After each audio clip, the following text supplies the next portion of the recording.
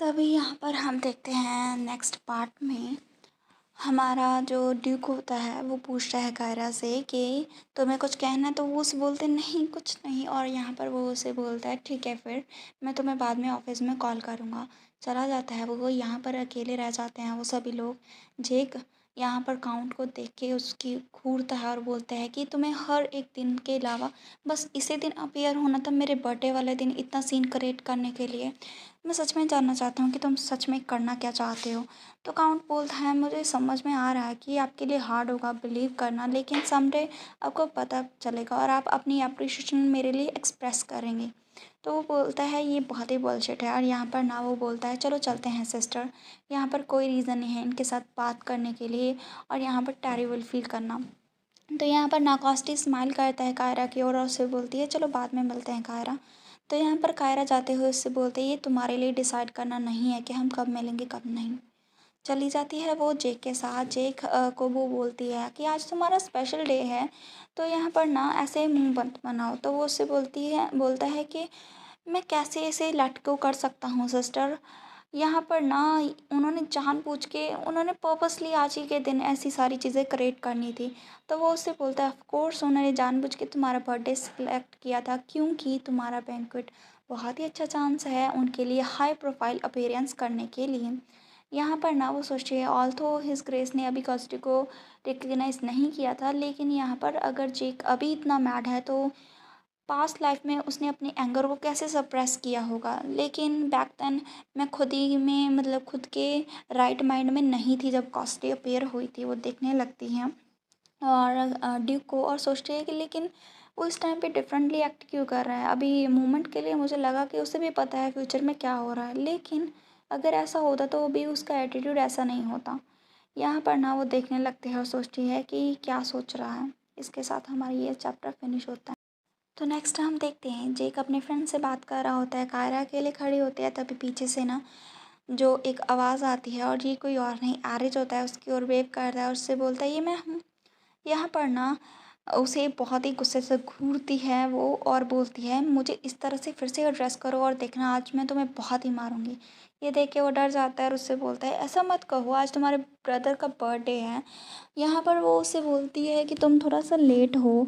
यहाँ पर miss Stephanie कहाँ है। वो बोलता है कि वो थोड़ा ना इल है, उसे कोल्ड हो रखा है, तो इसलिए वो आई नहीं है। और मैं लेट इसीलिए था क्योंकि मैं डिसाइड नहीं कर पाया कि मुझे अकेले आना है या फिर किसी के साथ। अगर तुम्हें कुछ मैसेज करना है उसे तो तुम किसी को मेरे अंकल के मेंशन में भेज सकते हो। वो उससे बोलते हैं इसके अलावा मुझे पता चला है कि तुम अपना ज़्यादातर टाइम मैजिक टावर में स्पेंड करते हो कैपिटल के बाहर। वो उससे बोलता है कि क्या तुमने मेरे बारे में खोजबीन करी है। तो वो उससे बोलता है इसे खोजबीन नहीं कहते, ये इतना ज़्यादा ग्रैंड भी नहीं है, मुझे बस र्यूमर्स पता चले तुम्हारे बारे में। तो एरिड उससे बोलता है मैं इसे डिनाई नहीं कर सकता क्योंकि मुझे कैपिटल में रियरली ही टाइम मिलता है। इसके अलावा मैं तो मतलब नेक्स्ट डे ही प्लान कर रहा था जाने के लिए जब हमारा पार्टी में इनकाउंटर हुआ था। और ये सोच रही होती है हमारी कायरा के लास्ट लाइफ में, उसकी प्रीवियस लाइफ में वो कैपिटल में नहीं था, फ्यूचर में भी नहीं था मेरे उसमें। तो यहाँ पर अभी वो यहाँ पर आया है तो इसका इम्पैक्ट क्या होगा फ्यूचर में, वो सोच रही होती है। तभी यहाँ पर ड्यूक बोलता है, मतलब ड्यूक नहीं एरिज, क्योंकि दोनों में कन्फ्यूज़न हो जाते हैं, दोनों सेम ही कलर के हैं हेयर उनकी, बस थोड़ी बहुत उनकी आँखें ही अलग हैं। वो बोलता है कि यहाँ पर बहुत ही स्ट्रेंज सा एटमॉस्फेयर हो रखा है, या फिर ये मुझे ही लग रहा है। वो उससे बोलती है कि वो तुम गर्ल देख पा रहे हो वो वाइट ड्रेस में, है ना। वो उसे दिखाता है तो एरिज यहाँ पर उसकी नज़र पड़ती है तो हम देखते हैं उसकी आंखें बड़ी हो जाती हैं। वो उसे देखता है, यहाँ पर वो उसे बोलता है कि व्हाट द। और यहाँ पर ना कायरा उसे ऐसे रिएक्ट करते बोलते कि क्या तुम उसे जानती हो। तो वो उसे मतलब बैबल करने लग जाता है कि नहीं नहीं वो टोटली स्ट्रेंजर है, बस ये मुझे ना ऐसा सेंस हुआ कि उसकी जो फैशन सेंस है ना वो बहुत ज़्यादा पिकुलर सी लग रही है और वो स्ट्रेंज लुकिंग भी है। तो मैं बस थोड़ा सा सरप्राइज़ हो गया था। वो एक्सप्लेन करने लगते हैं तो यहाँ पर कायरा डिसअपॉइंटेड होती है उसमें कि उस वो क्या चीज़ नोटिस कर रहा है। तो यहाँ पर एरिज बोलता है कि वो कौन है बाय द वे। तो वो कायरा बोलती है वो क्लेम कर रही है कि वो ग्रेस की रियल डॉटर है। एरिज बोलता है कि ये तो बिल्कुल सेंस नहीं बनाता क्योंकि प्रोफेसी के अकॉर्डिंग यहाँ पर सिर्फ एक ही एलिमनिस्ट हो सकता है और विदाउट डाउट वो ओनली एलिमनिस्ट आप हैं। तो यहाँ पर वो बोलती है इसीलिए तो ऑब्वियसली वो विश कर रही है ऐसा क्लेम करके कि वो रियल है और मैं यहाँ पर फेक हूँ।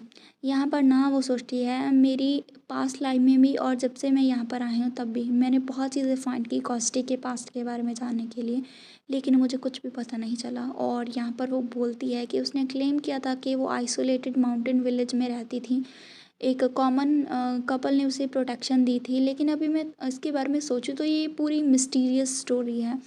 यहाँ पर अगर मुझे उसके पास्ट के बारे में थोड़ा सा क्लू मिल जाए तो हैरी जो उसके कान के पास आता है और उससे बोलता है योर लेडीशिप। तो यहाँ पर कायरा थोड़ी भौचक्की रह जाती है। यहाँ पर उसके कान में विस्पर करता है वो कि ये मेरी गट फीलिंग कह रही है एज अ मजिशियन के तौर पे। लेकिन यहाँ पर ना कायरा काफ़ी ब्लश करने लग जाती है, वो उसे बोलती है मुझसे दूर रहो। यहाँ पर ना उसे टिकलिंग हो रही थी तो यहाँ पर एरिज उससे बोलता है कि क्या तुम्हें डर है कि तुम्हारी मेरे साथ फिर से हेडलाइन आ जाएगी। तो कायरा उससे बोलती है नहीं, इससे कॉन्ट्रेरी मैं तो चाहती हूँ कि ऐसा ही हो। यहाँ पर थोड़ा एरिज परेशान हो जाता है कि कौन सी ऐसी लड़की है जो हेडलाइंस में आना चाहती है, ऐसे हो भी। तो यहाँ पर वो मुद्दे की बात में आता है कि तुम्हें थोड़ा केयरफुल रहना है, मुझे बैड फीलिंग आ रही है उस वूमन से। तो यहाँ पर वो बोलती है कि मैं तो पहले ही प्लान कर रही थी केयरफुल रहने के लिए, तुम्हारे बोलने से भी पहले। यहाँ पर मेरे पास हर एक रीज़न है केयरफुल रहने के लिए। यहाँ पर वो कायरा को घूर के मतलब कॉस्टिक को घूर से देखती है और सोचती है कि वो स्टील करने की ट्राई कर रही है जो कि मैं हूँ। यहाँ पर वो क्लेंच करती है, यहाँ पर एरिज उसे देखता है। इसके साथ हमारा ये वाला चैप्टर फिनिश होता है। तो देखते हैं यहाँ पर स्टोरी के स्टार्टिंग में, मतलब स्टोरी के नेक्स्ट पार्ट के स्टार्ट में यहाँ पर जो सर्वेंट्स हैं वो बात कर रहे होते कि क्या वो सच में रियल डॉटर है हिज ग्रेस की। लेकिन वो दोनों बहुत ही ज़्यादा रिसेंबल करते हैं एक दूसरे से। यहाँ पर लड़की बोलती है कि लेकिन प्रोफेसी के अकॉर्डिंग सिर्फ एक ही एल्युमिनिस्ट हो सकता है। तभी रोज़ और यहाँ पर कायरा गुजर रहे होते हैं, रोज़ उन्हें घूर के देखती है और वो जल्दी से भाग जाते हैं। रोज़ बोलती है कि हिज ग्रेस ने आपको कॉल क्यों किया है। वो बोलती है कि मुझे पता है, मुझे लगता है मैं जानती हूँ। ये इसीलिए है क्योंकि वो जो वूमन था जो काउंट वैनविंग लेकर आया था बैंक्वेट में, उसके बारे में कुछ बात करनी है। वो उसे बोलती है इतने ज़्यादा सीन के बाद हिज ग्रेस प्रिटेंड तो नहीं कर सकते ना कि ये कुछ हुआ ही नहीं। रोज़ थोड़ा ड्रॉप कर लेती है, मतलब उसका मूड ड्रॉप हो जाता है। वो उससे बोलती है कि आप मतलब ठीक हैं। वो उसे बोलती है कि मुझे मेरी मॉम पर पूरा ट्रस्ट है, वो ऐसे अडल्ट्री को कमिट नहीं कर सकती हैं। इसके अलावा मुझे किसी भी चीज़ के बारे में डरने की ज़रूरत नहीं है। यहाँ पर वो सोचती है कि फ़ाइन, ये मेरा फेट है, मैं इसे अवॉइड नहीं करूँगी। तो सीन शिफ्ट होता है डिक पर जो कि अपने ऑफिस में होता है। वो सोच रहा होता है कि कैसे क्या क्या हुआ था और यहाँ पर वो बोलता है तो उसका नाम कॉस्टी था। वो जो कनिंग काउंट वैनविंग है वो ऐसी स्टोरी को ऐसे ही फालतू में नहीं बनाएगा एल्मनिस्ट के बारे में, अनलेस कि वो श्योर हो कि उसने क्या कहा है। लेकिन तो उसे याद आता है कि कैसे उसने मतलब बोला था माई ग्रीटिंग्स फादर, ऐसा वर्ड उसे बार बार अभी रात को नाइटमेयर में आता है और यहाँ पर वो उठ जाता है और उस वॉइस जो है वो डेफिनेटली अपने सपने में सुनता है और वो कॉस्टे की आवाज़ है यही सोच के ना वो परेशान हो रखा होता है। तो यहाँ पर ना वो बोलता है कायरा, यहाँ पर उसे कायरा का फेस आता है, बैंकेट में उसे देख रही थी और फिर वो नीचे कर लेती है अपना फेस। तो थोड़ा परेशान होता है कि उसका जो फेस था ना वो काफ़ी मतलब डिसअपॉइंट सा लग रहा था। तभी वो मतलब अपना लिख रहा होता है, तभी यहाँ पर नॉक होता है। यहाँ पर कायरा आती है, ग्रीट करती है फॉर्मली उसे और यहाँ पर वो एंटर करती है।